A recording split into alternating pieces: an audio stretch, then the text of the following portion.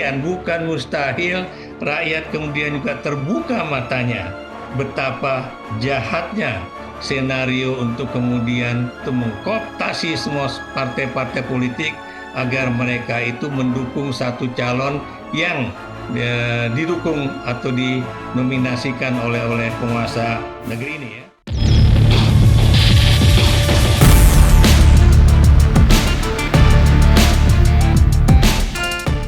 Pak Ikrar, boleh menikmati hari ini atau kita tetap harus curiga atau hati-hati ada udang di balik batu dari putusan hari ini, Pak Ikrar? Saya sih kalau dilihat dari sisi putusan MK ya sangat sangat menghargai dan mudah-mudahan tidak ada udang di balik batu dan juga tidak ada kemudian strategi-strategi jahat ataupun senario-senario jahat ya Iya. dari mereka yang tergabung di dalam tirani minoritas dan juga apa namanya itu diktator mayoritas ya. Apa yang saya maksud di sini adalah kelompok-kelompok kecil elit politik yang kemudian ingin menguasai politik Indonesia dan kemudian kelompok apa namanya itu besar partai-partai politik yang kemudian ingin meniadakan kesempatan bagi partai lain ataupun rakyat untuk kemudian bisa memilih mereka-mereka yang jadi pilihan rakyat kan.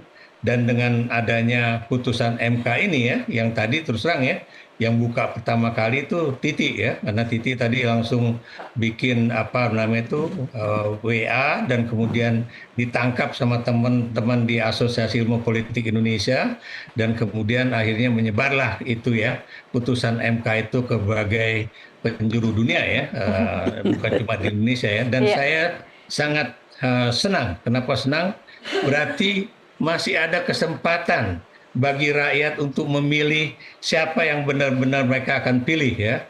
Masih ada kesempatan ya bagi apa namanya itu tokoh-tokoh politik yang boleh dikatakan selama ini memiliki elektabilitas yang tinggi ya seperti Anies Baswedan di Jakarta atau kemudian juga kalau memang nanti Basuki Cahayapurnama juga diajukan oleh PDIP atau misalnya koalisi antara apa namanya itu PDIP dan kemudian mengambil Anies digabungkan dengan calon dari PDIP siapapun dia ya. Sebab kalau tadi kita ikuti pandangan Prof Maruf itu bukan main Prof apa namanya itu Mahfud MD bukan main ya, karena yang rupanya yang akan dijadikan kotak kosong ataupun apa namanya itu calon boneka bukan cuma di Jakarta loh, tapi ada 36 daerah di Republik Indonesia ini. Dan itu jumlahnya nggak sedikit ya. Berapa persen dari jumlah daerah yang akan mengikuti pemilu ya.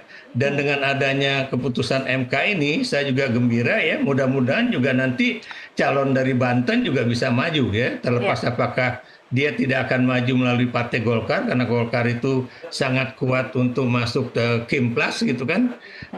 Tapi mungkin siapa tahu PDIP yang akan kemudian mendukung calon yang boleh dikatakan elektabilitasnya tertinggi di Provinsi Banten misalnya kan. Atau kemudian kita juga lihat ya apakah kemudian juga di wilayah Sumatera Utara ya yang selama ini PDIP itu sendirian, bukan mustahil rakyat kemudian juga terbuka matanya betapa jahatnya senario untuk kemudian apa namanya itu mengkooptasi semua partai-partai politik agar mereka itu mendukung satu calon yang didukung atau dinominasikan oleh penguasa negeri ini ya. Baik. Dan mudah-mudahan dengan putusan juga yang misalnya menetapkan batas usia ya yang memang sangat aneh kemudian batas usia ditentukan pada saat pelantikan. Semua kan kalau Anda mau masuk SD kan ditentukan ketika Anda mau masuk SD usia berapa tahun gitu kan.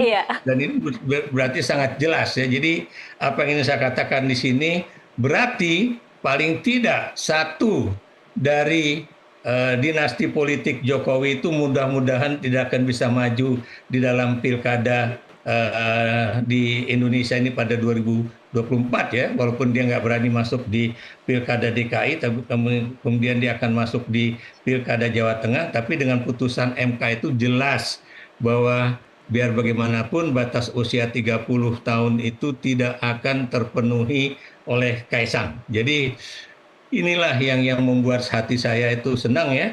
Dan kalau Anda percaya pada agama ya, Anda bisa lihat ya bagaimana komentar netizen dari pagi hingga malam hari ini ya, bahwa mereka mengatakan di atas langit masih ada langit gitu kan, bahwa kemudian Gusti Allah tidak sare apa ya, nggak tidur gitu kan. Iya. Di sini menunjukkan ada kaitan antara demokrasi Indonesia ini dengan pemahaman mengenai religiositas orang Indonesia ya, mengenai bagaimana mereka kemudian ternyata dibantu oleh tangan kekuasaan yang lebih tinggi daripada yang dimiliki oleh penguasa Republik ini begitu. Baik, Prof. Ikrar, menarik ya Anda membacanya atau melihatnya hari ini tuh sebagai paling tidak satu dari dinasti Jokowi tidak akan maju. Tapi menurut Anda ini akan benar-benar cukup solidkah tidak akan maju karena mungkin masih bisa di wali kota kabupaten, kira-kira Kaisang mau atau tidak, Pak Ikrar?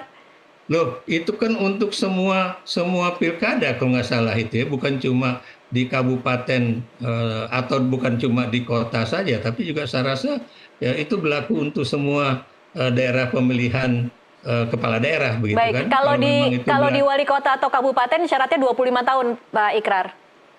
Oh, begitu. Jadi Kaisang masih bisa. Silakan aja kalau memang dia mau masuk ke daerah kabupaten kota, tapi kan Anda tahu ya kalau itu terjadi pasti apa namanya itu ejekannya akan lebih dahsyat lagi ya. Kenapa demikian? Karena kan Anda tahu ya dengan kesombongan Kaisang yang begitu dahsyat yang dia mengatakan lawan Anies oke, lawan apa namanya itu Ridwan Kamil oke di Jakarta dia siap gitu kan.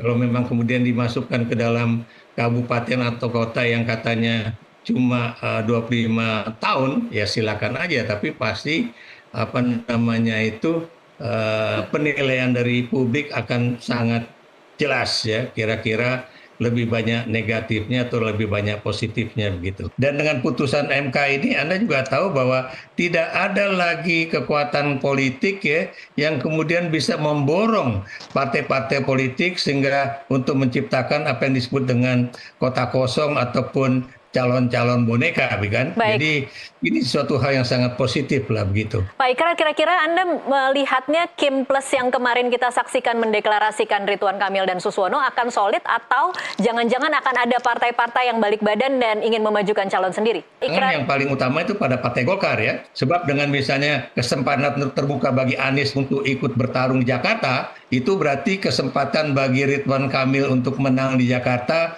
itu menurut saya berubah total ya. Mungkin malah sangat riskan bagi Ridwan Kamil untuk bertarung di Jakarta dan mungkin Golkar ingin supaya Ridwan Kamil kembali bertarung di Jawa Barat. Kenapa demikian? Karena kan jumlah suara di Jawa Barat jauh lebih besar dibandingkan jumlah suara yang ada di Jakarta. Dan Anda jangan lupa ya bahwa biar bagaimanapun Jawa Barat itu adalah lumbung suara terbesar dari Partai Golkar ya, dan ini tentunya pertarungannya akan sangat kuat kecuali kalau kemudian sebagai akibat dari apa namanya itu kudeta politik yang terjadi dalam Partai Golkar itu berarti Partai Golkar sudah benar-benar dikendalikan oleh Jokowi dan kemudian tidak ada lagi kesempatan bagi Partai Golkar untuk mengubah. Saya beri contoh misalnya calon-calon kepala daerahnya baik itu khususnya ada di Jakarta dan juga Jawa Barat ya. Ini suatu pertaruhan politik yang dahsyat dan Anda kita juga bisa melihat ya bahwa janji-janji untuk misalnya PKS kemudian PKB dan juga apa namanya itu Nasdem ya, bahwa mereka nanti akan mendapatkan 3 kursi di kabinet ya kalau mereka mendukung koalisi Kim Plus ya, itu juga pasti mereka juga akan berpikir kira-kira apa posisi di kementerian apa yang akan mereka dapatkan kalau kemudian mereka dapat 3 kursi di kabinet tapi kemudian itu kursi yang boleh dikatakan tidak terlalu mentereng ya bagi partai politik tersebut ya, tentunya mereka juga akan berpikir panjang ya dan kemudian Anda juga tahu biar bagaimanapun PKS juga harus berpikir panjang. Kenapa? Biar bagaimanapun karena Gelora bukan mustahil juga bisa mencalonkan Iya. diri atau calonnya di dalam pilkada ini ya. Karena biar bagaimanapun Gelora itu adalah apa istilahnya itu pendukungnya tidak terlalu berbeda dengan PKS begitu.